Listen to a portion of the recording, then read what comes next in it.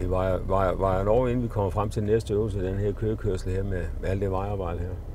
Der er meget vejarbejde i Aarhus, og det gør køreskoleeleverne til dårligere bilister.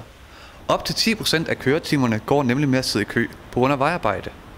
Kødannelsen rammer især byens store indfaldsveje, blandt andet Randersvej, hvor arbejdet har stået på i 5 år. Og det er for dårligt, mener kørelærerne i Aarhus. De lærer jo ikke det, de skal. De lærer jo ikke at køre i de hastigheder. De lærer ikke at lave de ting, de skal gøre med de hastigheder, fordi at trafikken er simpelthen for langsom. Der begynder det at sende til i modkørende retning her. I Aarhus Kommune kan man ikke se problemet.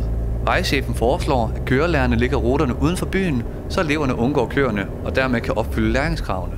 Måske også spørgsmål om, at man som køreskolelærer, som kører rundt i Aarhus hver eneste dag, at de måske også planlægger deres ruter anderledes, end de plejer at gøre.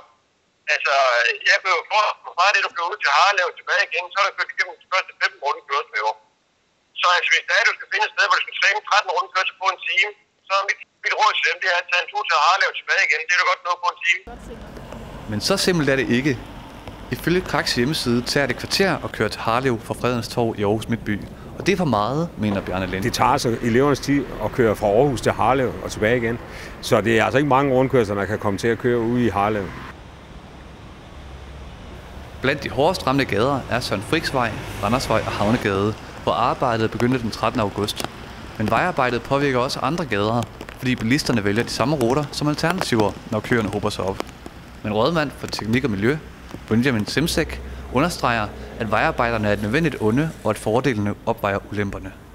Bjarne Lind, han må først og fremmest tage udgangspunkt i, at han bor i en by, som er under kolossal udvikling, og det er positivt i finanskrise, at vi har så meget byggeri i gang i den her by. Så vi er med til at sørge for at holde arbejdsløsheden nede.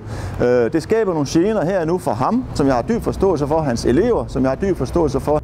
Hvis de kan tage køreprøven i en situation, hvor der er stor vejarbejde i byen, så bliver de jo rigtig gode bilister, fordi at det vil også opstå, når de får deres kørekort. Men Bjarne Lind er ikke enig i, at vejarbejdet hjælper eleverne til at blive bedre bilister. Mængden af vejarbejde i Aarhus afspejler nemlig ikke virkeligheden. Man kører ved så meget vejarbejde og så i lang tid. Det er simpelthen urealistisk, det lærer man ikke noget ved. Jeg har mere frygt for, at det er nogle dårligere bilister, vi sender ud i trafikken,